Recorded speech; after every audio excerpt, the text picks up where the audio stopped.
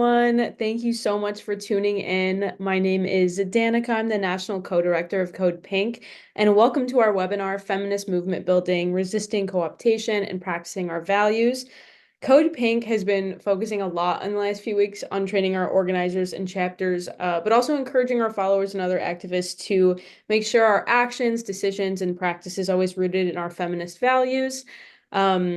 When CODEPINK was founded, Western feminists, which I think we'll talk about a lot tonight, were pushing for the invasion of Afghanistan and later Iraq, with talking points about Muslim, Afghan, or Arab women needing to be saved.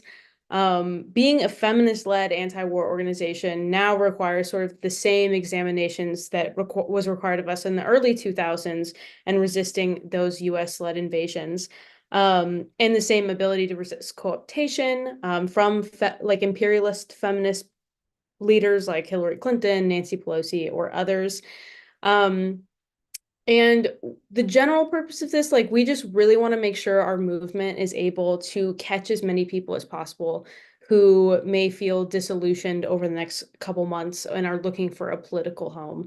So we've been talking about feminist values like solidarity and curiosity, and making sure, above all, our feminist values include Palestine and the liberation of Palestine as sort of a North Star.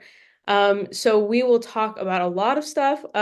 We'll talk about what has co-optation looked like in the past and how do we resist it now, and how to practice our feminist values, and what are our feminist values in the first place. And I'm super, super excited to have all of our guests here tonight. We have Nadine Naber, is the founder of Liberate Your Research workshops and a professor at UIC in gender and women's studies. She's the co-founder of Mamas Advocating Movements for Abolition and Solidarity, or MAMAs in all caps, and the Arab American Cultural Center, and works with Incite, Palestine Force, and Palestinian Feminist Collective members in Chicago. She's the author and editor of books such as Arab America, Gender, Activism, and Belonging, Arab and Arab American Feminisms, and The Color of Violence. And we have Hadia Afzal. Hadia serves as part of FCNL's strategic advocacy team as the diaspora engagement and partnerships organizer. Her responsibilities include coordinating the diaspora organizer gatherings to train cohorts of diaspora advocates, traveling to support subsequent deep organizing efforts in diaspora communities across the United States, and elevating impacted voices in congressional debate to advance peace-building efforts instead of war-making. And Noor is an organizer with the Palestinian Feminist Collective. She's a community-based researcher focused on harm reduction and gender-based violence prevention. So we have amazing, amazing guests with us. I will again say you can use the chat to introduce yourself, but if you have any questions come up throughout, we hope to have time at the end for questions. So please, please, please remember to direct it to the Q&A feature and not the chat feature so I can see the questions later when it's time. But please use the chat, talk amongst yourselves, introduce yourselves, and we're so, so happy to have you. And if you're tuning in on YouTube or another channel, thanks for watching. So with that, let's get started with my opening question to all of you, and I hope it'll kind of, really thrust us into the rest of this conversation, is we've been writing a lot about our feminist history and values as an organization. We don't like defining feminism. So for the purposes of framing this discussion, what does feminism mean to each of you in your framework for movement building? And what are some ways you see it manifesting day to day in the way you organize or see issues in front of us? And I can just, do you all prefer me to pass it on to someone first, or does someone just want to unmute? I'm cool with whatever. I think I can pass it to Nadine, if that's okay. Thank you so much, Danica. Really appreciate you, and so honored to be with the other amazing panelists. What does feminism mean to me? That's such a huge question. I'll just focus on a framework that has shaped my organizing work for a few decades. That is not my framework, but it comes from movement work, working in coalitions with feminists of color and decolonial feminist struggles that have tried to build coalitional anti-imperialist feminist movements. And the idea mostly is that oftentimes when we think of solidarity, like if we think of the impact of police violence in the US on, say, sexualized violence, and then we think of Israeli settler colonialism and genocide, we think, even when we think of solidarity, sometimes solidarity gets enacted as if we're in solidarity because our struggles are similar. Like you see cops and you see tanks and you say, oh, we're sharing a similar struggle. Or we say that um, our struggles, we're in solidarity because we empathize with each other and we want to unite. But the framework that I'm referring to, coming from many feminist of color movements, but one would be Insight, is what we could call joint struggle or coalitional approaches that are about our struggles are interconnected. And so that would be like, we already know that US cops and Israeli military train each other and share technology. So that would be a simple example, that the forces targeting our communities are united. So, that allows for building broader movements, right? Because then you bring more and more people together striving to dismantle US and Israeli empire. But the specific part of my work, and I'll be super brief, is takes it to the space of mothering and reproductive injustices and just uplifts and affirms that the US and Israel, foundational to both of those structures, historically, their genocidal structures, is severing and cutting ties between families and communities, cutting intergenerational ties, separating babies from their mothers as we see babies under the rubble in Palestine. But we also see forced family separations through police torture right here in Chicago and in the US, forcibly coercing people into confessions, the prison, industrial complex generally as a structure that targets mothering and reproductive injustices because our relationships are so essential to our community's survivance and thrivance. So it's like targeting the core underpinning of our futures. So all that is to say that coming from a feminist of color coalitional anti-imperialist abolition approach, that feminism in my work with mothering in Chicago from here to Palestine uplifts that struggle of mothers and caretakers who are bearing the brunt of these systems because they're the ones who are having to show up with every breath they take. Those of us who are still alive in caring for people and fighting for love and fighting for relationships to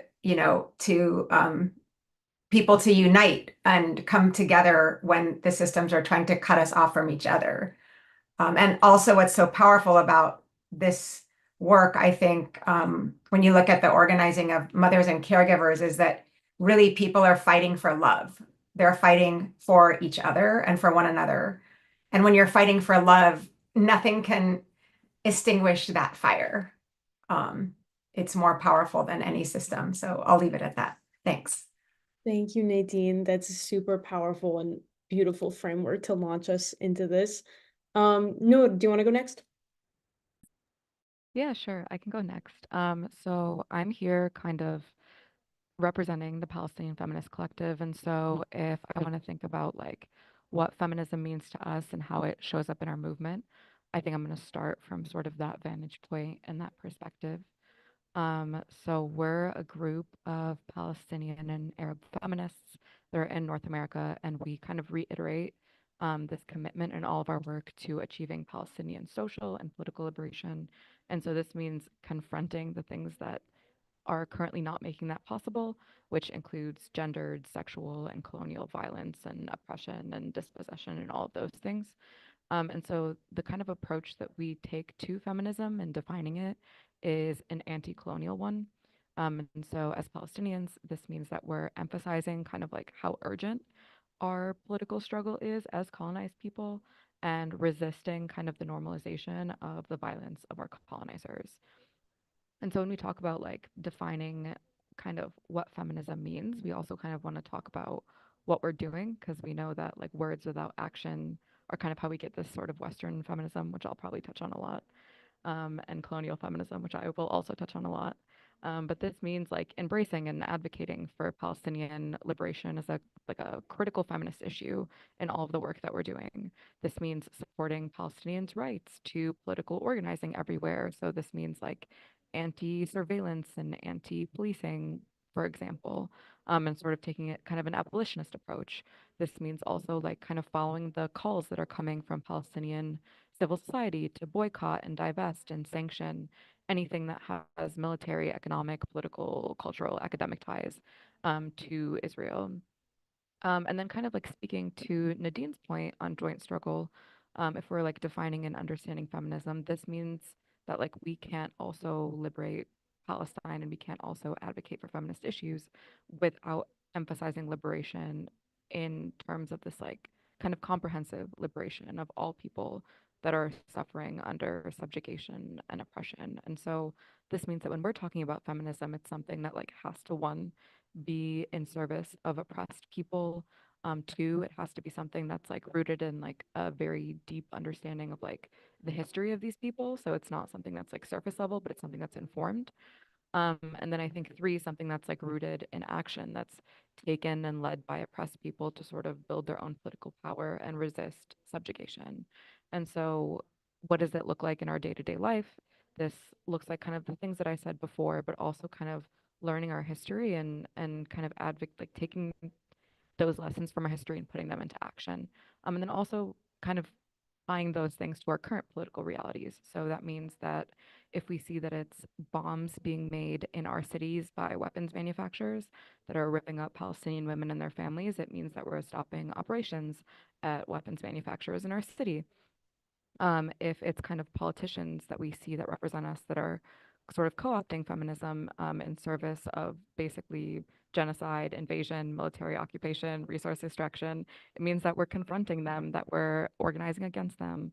And I feel like I'm kind of getting into other things here, so I want to give Hadia a chance to talk more about, all of that.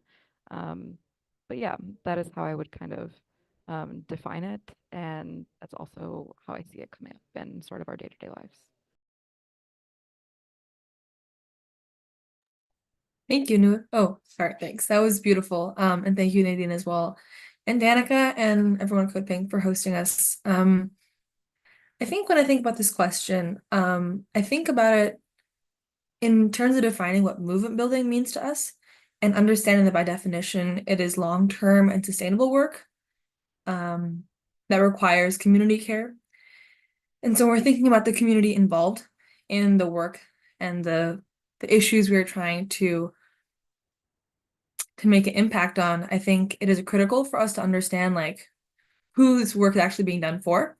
And so in my role specifically as working on an advocacy in foreign policy, working for peace and justice, we have seen from Palestine to Yemen, to Haiti, to Ethiopia, to Cameroon, to Sudan, like we've seen, as Nadine mentioned, the exact same systems working in tandem, in parallel across borders to destroy family systems, to destroy these mothering systems.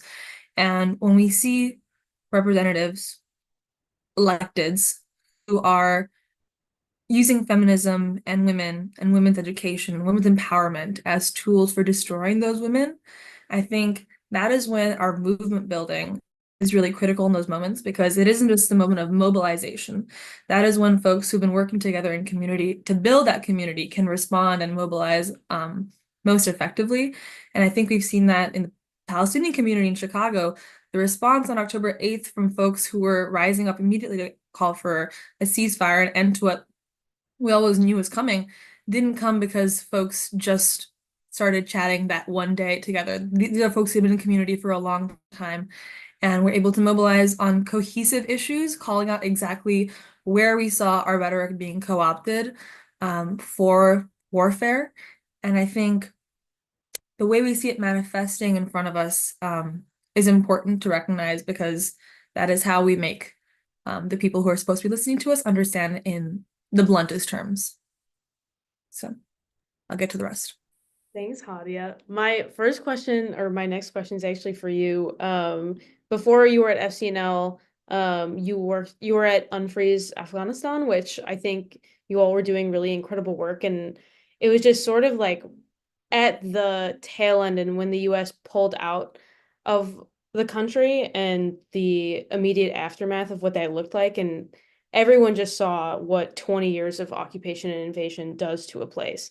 And like where we were at the very beginning when politicians, talking heads were trying to muster up popular support for the invasion.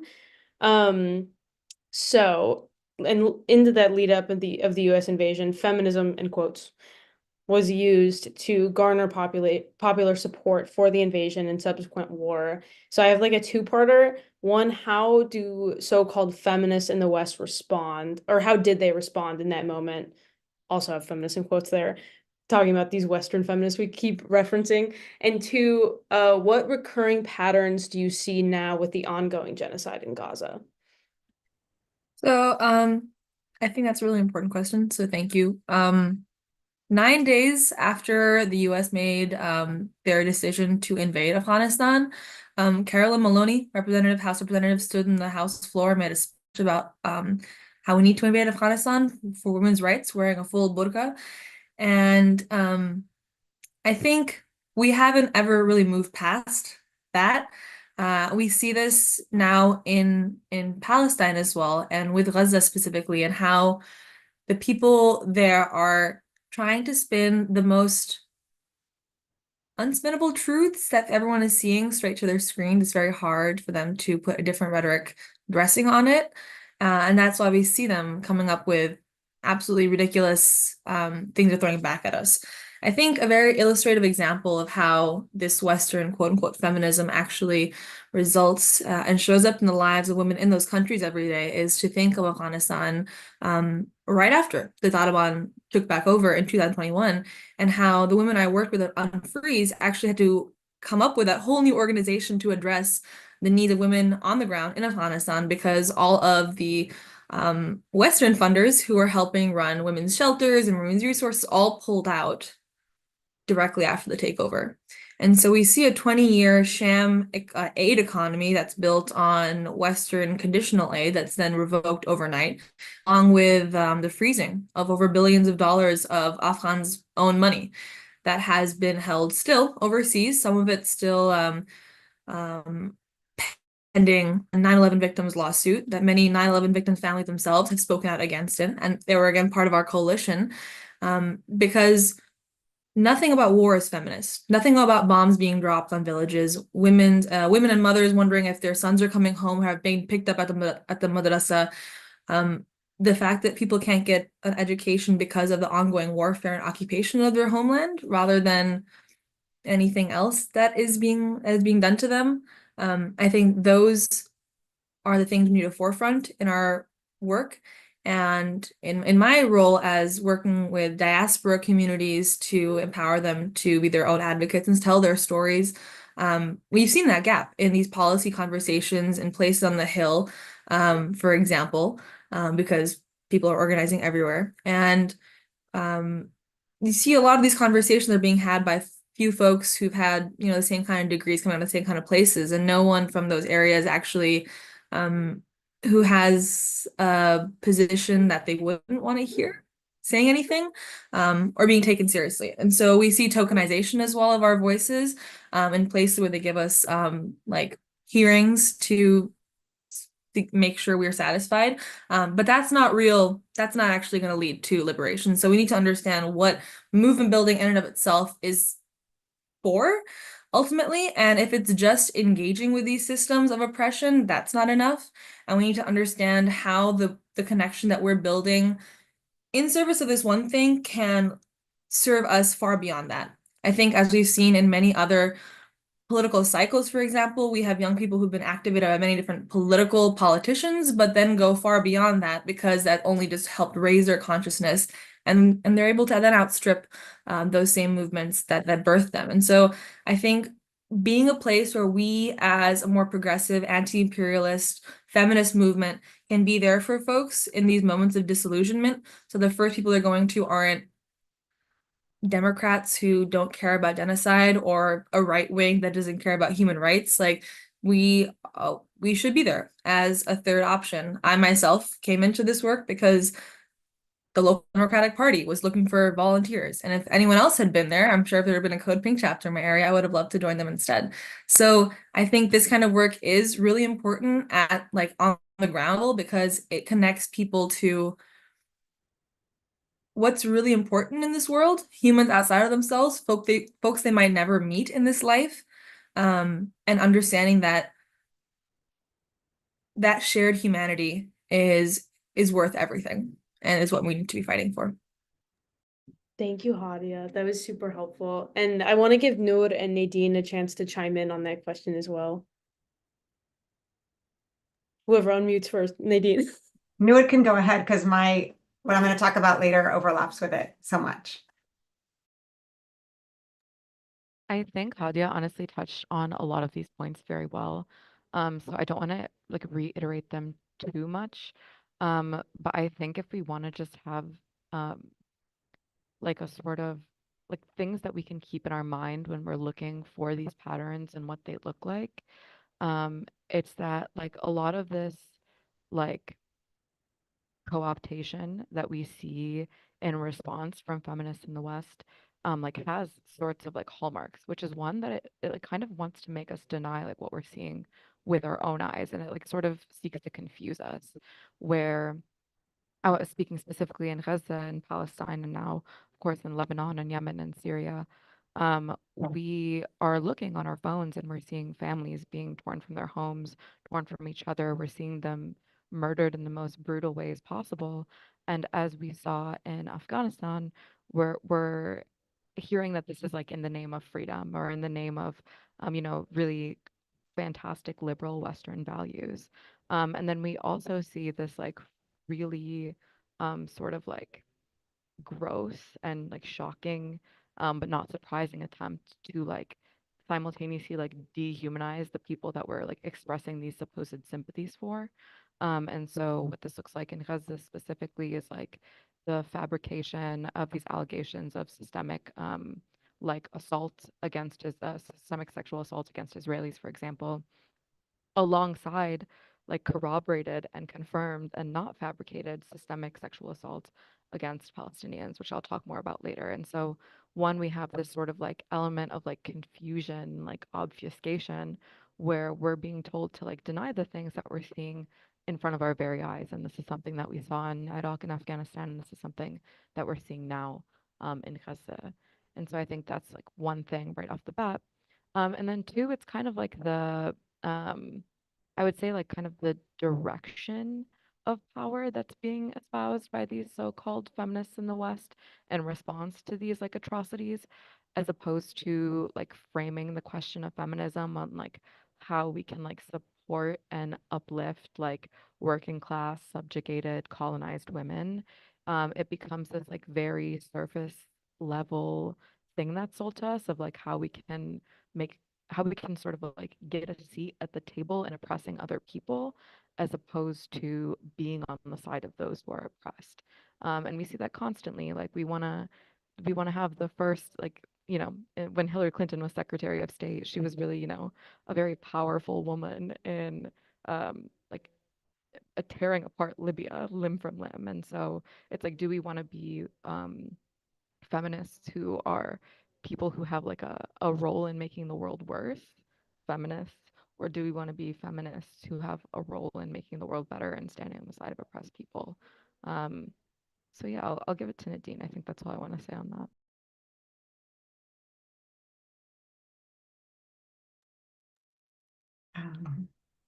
All right, I'll just wait till you ask me if you wanted to ask a question. Oh yeah, I mean, do you just want your part of this question to roll into yours? That's That's what a you good idea. Sure. want. That's a really good idea.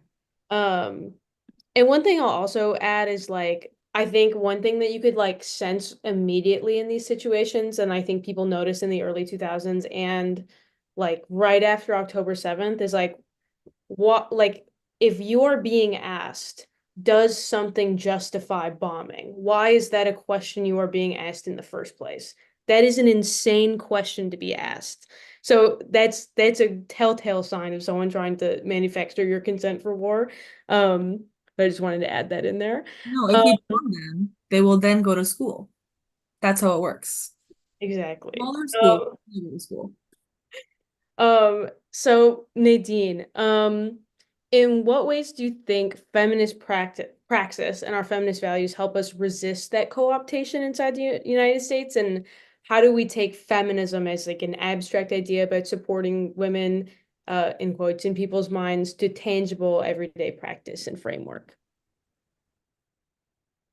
I don't know if how much I'll do my best to answer that directly. I think part of what I was thinking of sharing will draw also on what Hadia was talking about, that whole question.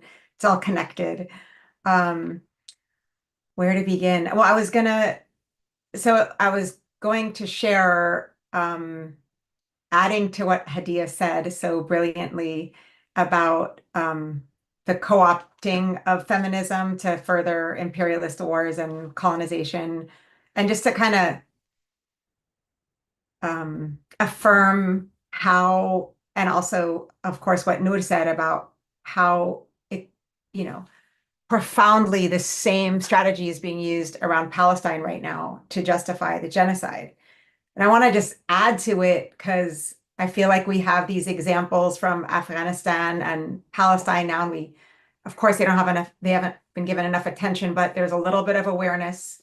But I want to affirm that this way of thinking about the Middle East region and Afghanistan, Muslim majority countries, has been around since like Europe created this thought.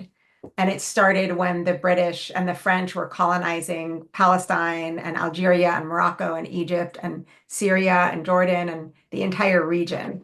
So I think it's really important I think one thing that happens when we strive to be in solidarity with Palestine, and even back after September 11th with Afghanistan, is sometimes the solidarity treats countries as if they're an island. So it's like, oh, we're in solidarity with Palestine, but we don't have enough understanding of why Israel just bombed Lebanon or the relation of Egypt to the whole struggle. And so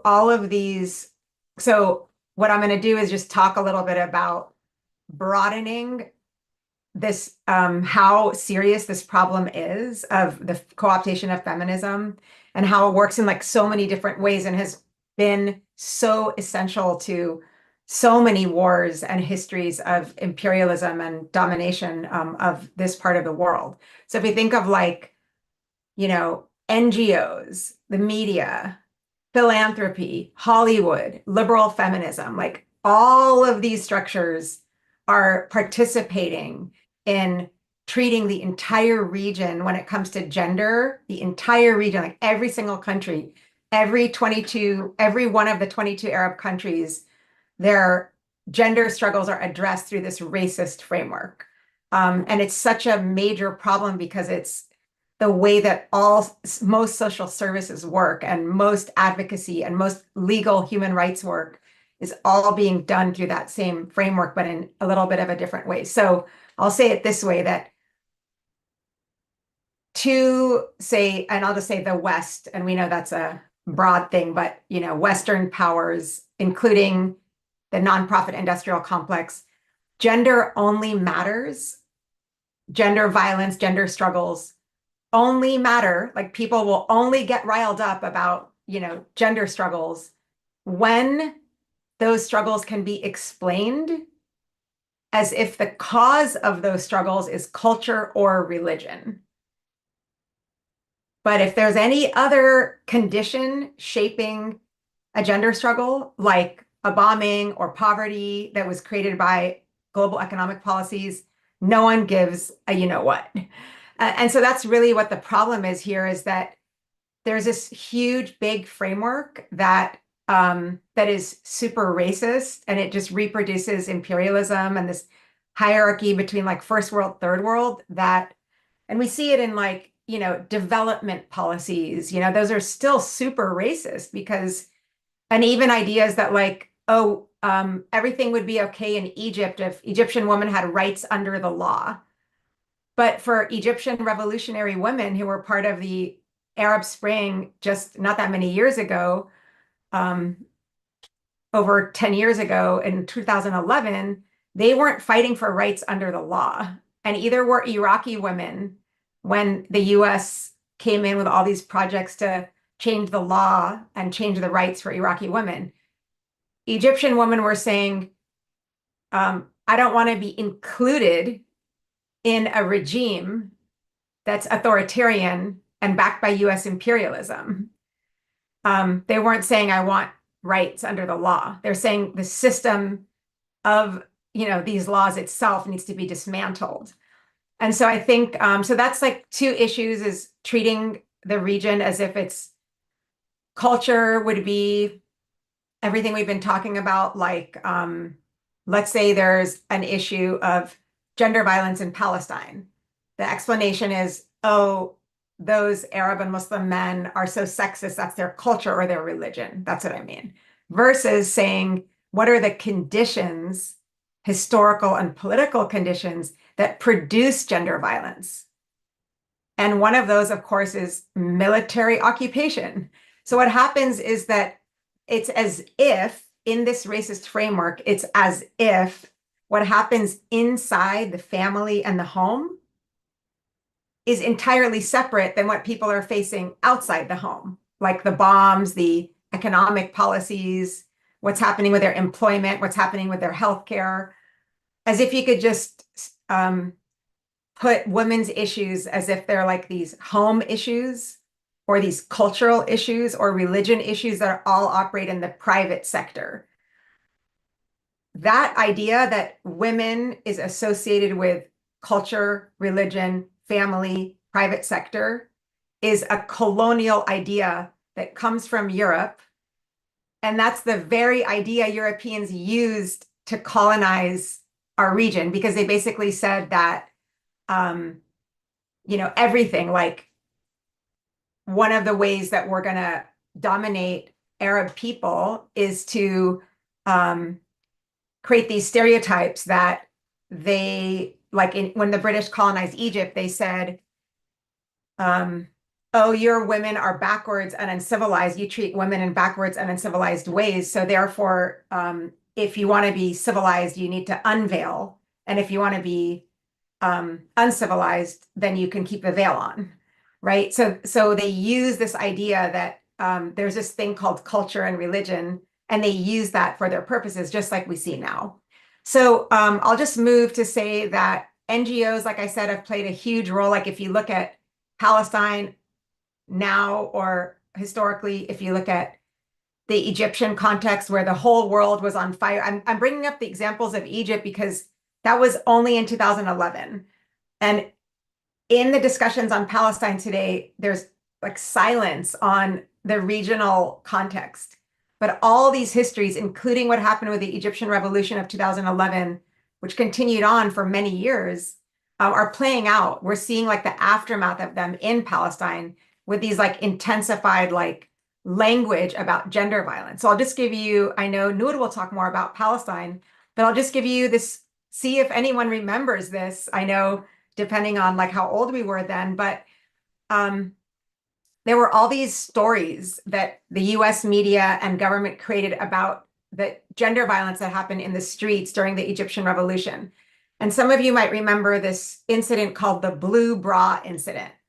And it was when the army that was backed by the US, for 30 years, was stripped an Egyptian woman and dragged her through the street. She was a protester. And I won't say more about that, but the US media, it was like the Blue Bra was all over the media for like a month. And it was this intense story about how sexist Arabs and Muslims are. Look what they're doing to their women. But what was left out of the story was that the US was backing the regime that was doing that. The US practiced extraordinary rendition where CIA secret prisons relied on sexualized violence and rape to torture people that they couldn't torture in the US. They tortured them in Egypt. The US was doing that. And so there's so much to say about the US backing and enabling sexualized violence in Egypt. But the whole story got blamed on these working class, dark-skinned Egyptian men. So basically, Arab and Muslim men become scapegoats for imperialism and Israeli colonization. So now they're the bad guys, right? And so it was really powerful or upsetting and outraging about the story of the blue bra is that same day, the SCAF, which was the authorities in power at the time in Egypt, they also targeted tens of men, but no one talked about the men who were targeted.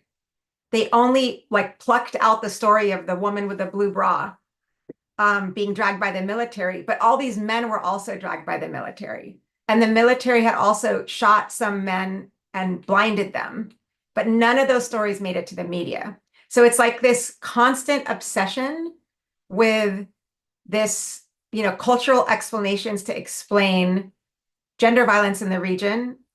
And the scapegoats are, Arab and Muslim men, as we saw. And I won't go into Palestine because I know Noor will talk about that. But I'll just say that, in closing, that as feminists, to your point, what do we want?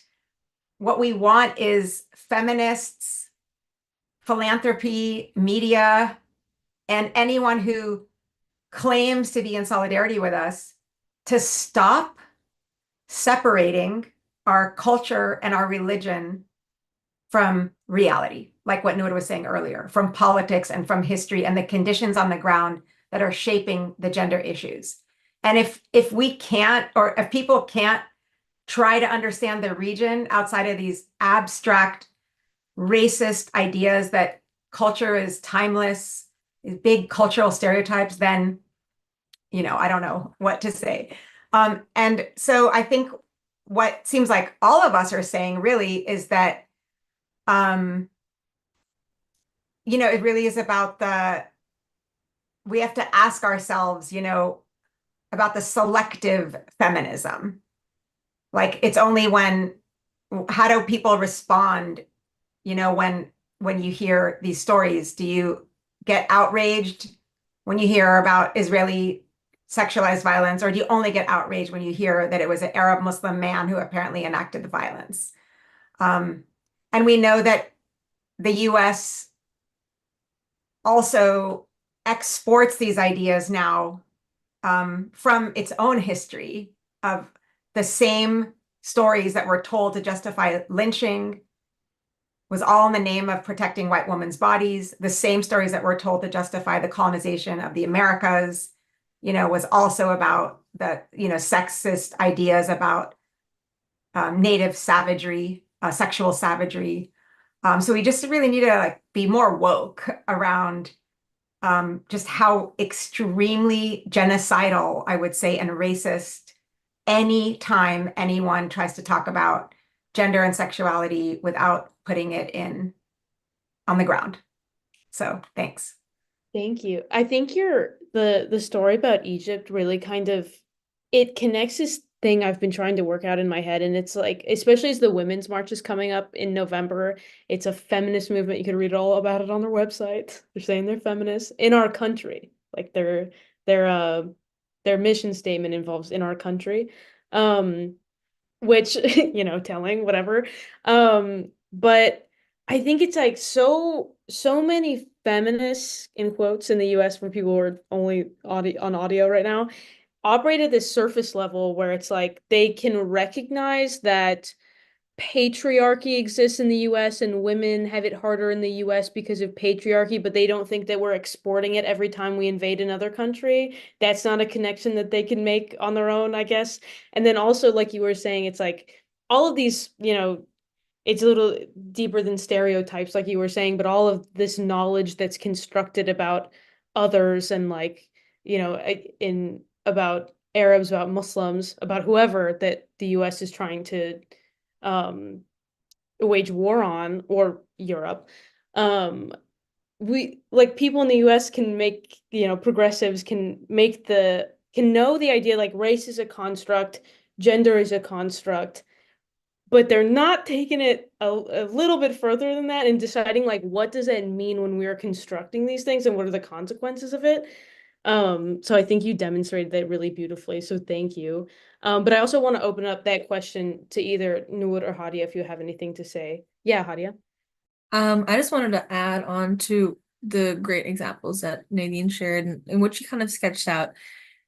And I think the actual withdrawal of the US from Afghanistan is a great example of how the US co-option of Western feminism still is serving as an imperial tool against them, and how over $4 billion of Afghans' central bank money, that's their money, that is used to do things. They haven't had new builds in the country in years. That is essentially being held hostage by the international Western community, saying that if Taliban doesn't do XYZ things, then they're gonna let this happen. They're not gonna let this happen.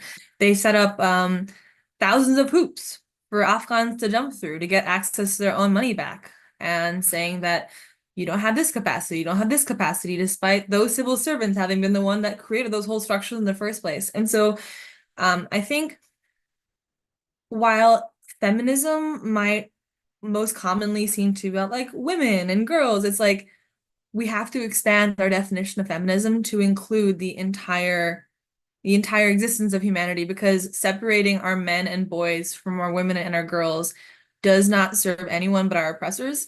And focusing on only women in these scenarios erases the widespread dispossession of these folks. So you have folks walking the streets of Kabul asking women begging for money if their daughters are going to school. And they're responding, I can't even send my sons to school. We don't have money for pencils, for paper. Like, why is this the question you're asking us? Why aren't you opening up the, why don't we have, they're the kind of things that were then put on Afghanistan and the Taliban government to then work through in order to get access to XYZ things.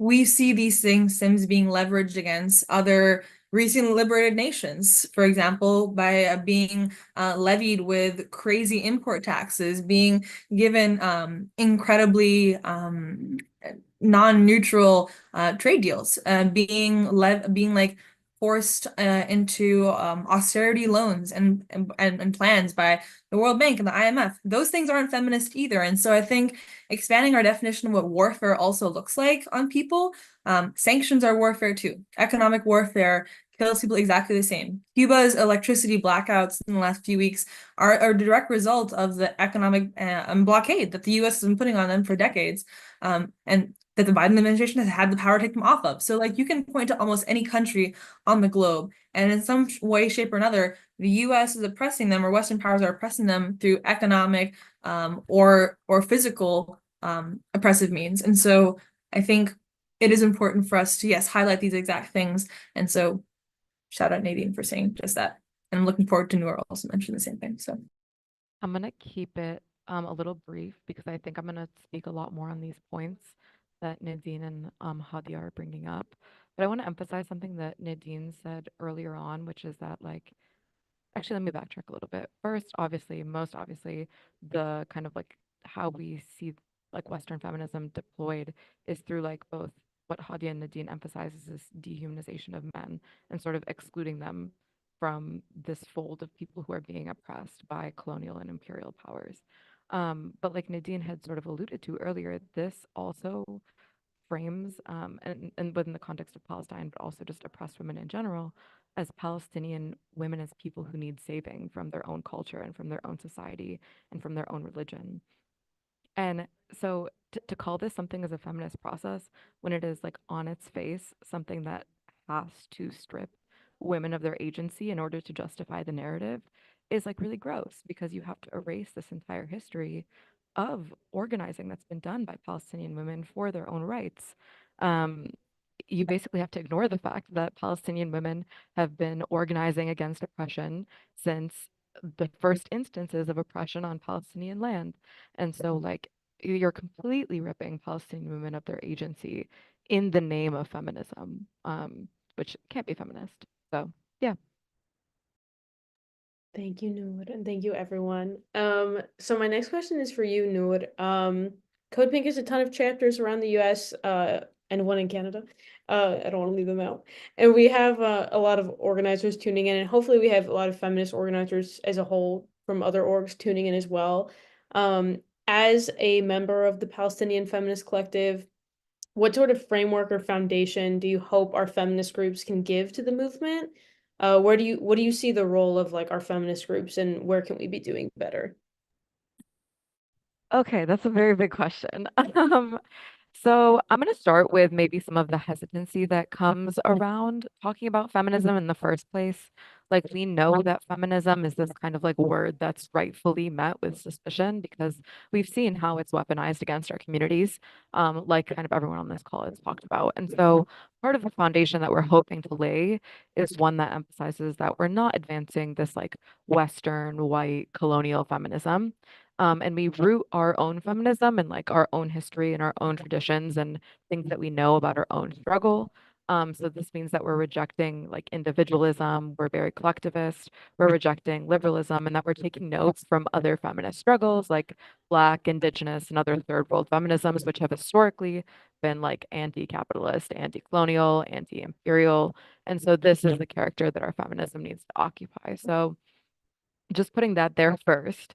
But I think the best way for us to understand kind of the foundation that we give to other feminist groups, is by first kind of like talking about like our history and what has historically happened and how we've historically been resisting these things. And then kind of reconciling that with like our present and our future. So past, present, future, what lessons can we take from this? And then how can we put that into action, which is ultimately what gets to the second part of your question, which is like, what is our role? Long story short, I think our role is going to be to take action. So I will talk about that. And so when we think about our past, I think first and foremost, we need to talk about the ways that Palestinians have resisted colonization, since the British began occupying Palestine under the Mandate. And we see this in our history. If you want, go to PalestinianFeministCollective.org. You will see, under our principles, a very long history of feminist resistance to as early as the British occupation of Palestine and then into the Zionist occupation of Palestine. Um, Working class women were always on the front lines. They were on the front lines of the Arab Revolt, caring for women and men. They formed civil society organizations and unions. They were smuggling food. They were confronting the British occupation.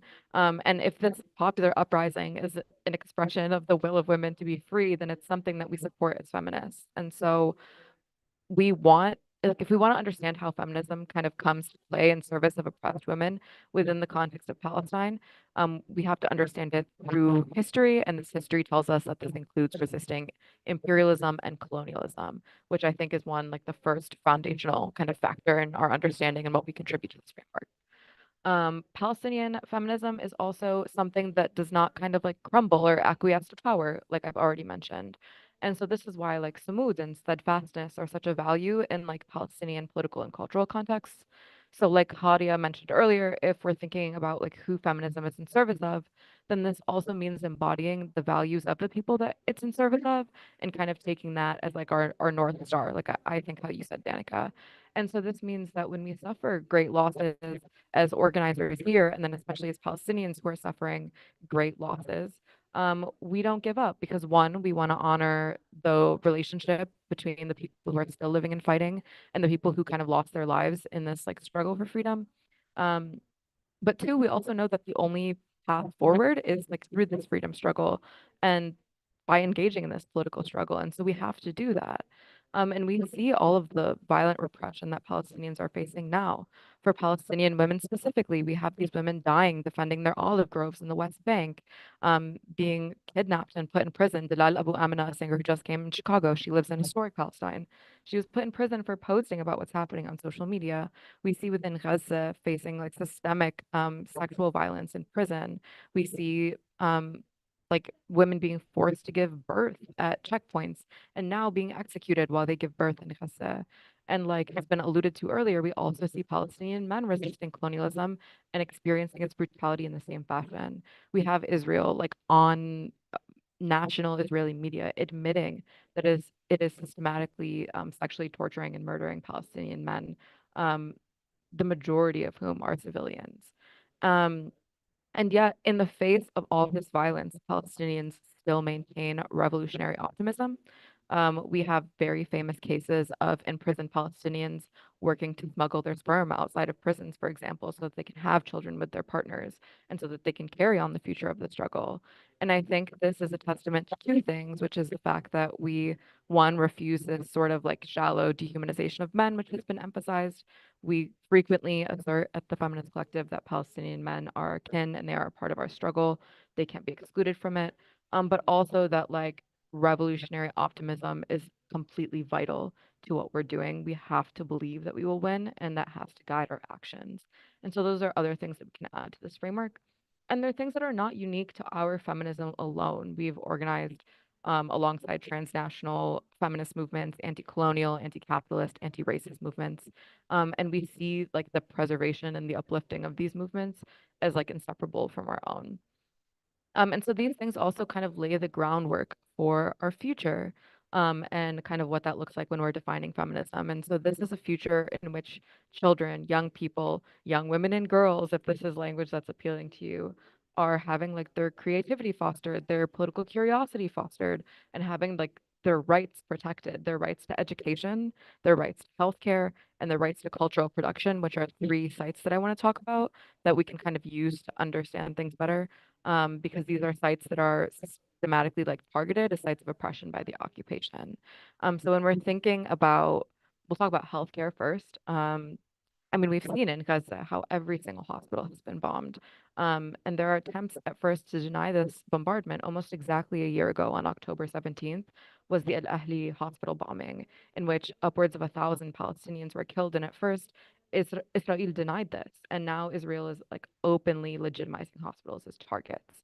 But then when we think about healthcare settings as targets of Zionism, when we're thinking, we have to think about this also in terms of our own context. So the American Medical Association in the United States, it's one of the largest medical institutions in America, and it is normalizing with Zionism. It refuses to call this a genocide. And so when we're thinking about like how can we change these institutions or what institutions should we be engaging with, first and foremost, we're thinking about something like the American Medical Association in the United States. And then we talked about education. So there is a complete war on academic institutions in terms of scholasticide in Gaza. So this is completely bombing educational institutions, disrupting education, targeting professors. And we saw this with the murder of Rifat al-Arid, who is sometimes referred to as like Gaza's English teacher. But then we also see this again at home within our own academic institutions. We see how professors and students are silenced. We see students specifically being brutalized by the police, suspended, expelled, threatened with expulsion, deportation. And then again, this is another site where Zionism is attempting to normalize on our own home fronts. And so this is a site for us to engage in and take action in as people who consider ourselves feminists. And to get like a little bit personal also when I think about education and when I think about contextualizing our history, I think one tool that Western feminists use is they try to sort of narrow the window of history and say that violence began at a specific date, when it begins to impact those who are doing the oppression as opposed to those who have been oppressed. And so we know the struggle in Palestine is not something that started in October of last year. We know it's something that's very long and ongoing. And so I think about how my grandma was never able to complete her education because at 12 years old, the Nakba began in 1948 and she was displaced from her village. I think about how my mother in 1967 was just a kindergartner and one of her first memories is being sort of like escorted, expelled at gunpoint from her kindergarten class during the Nexta of 1967. And so I want to use this opportunity to talk about like education as a site of like, you know, Zionist targeting. And I also kind of want to connect these are real stories that happen to real people, including myself. And then cultural institutions, which is the last institution that I think I'm going to talk about. thinking about just the architecture of Palestine, which has been completely destroyed. I think something like 90% of civilian infrastructure has been completely bombed. Um, we also think of artists like Hiba Zarhout, who is the face of this Stop the Genocide poster that we use at the Palestinian Feminist Collective. She was killed in October of, I think, October 23rd, 2023. We see major art institutions in Gaza being destroyed, the El Tika Gallery, Shababik. And then we see this in the way that Zionists target cultural institutions here, whether it's publications, whether it's movies, whether it's film festivals. And so I think it's really important for us to like talk about where all of these like sort of sites of oppression are occurring, because ultimately this is what is going to guide our action. And so I see our role as one, debunking these narratives, two, taking the lessons from like this foundation that we're putting forth to actually um, like contextualize the history of Palestine and understand the people of Palestine, so that we can really be in solidarity with them. And then taking that understanding and putting it into action at sites of Zionist oppression, which are these, just to name a few, educational, healthcare, and cultural institutions. So that's what I have to say on that.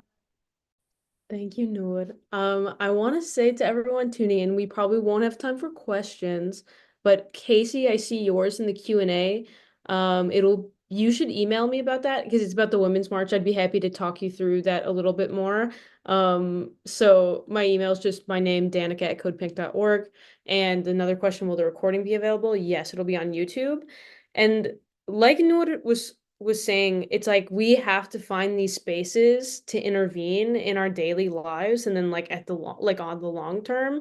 So if you know a feminist who's super excited about the Women's March, send them this webinar.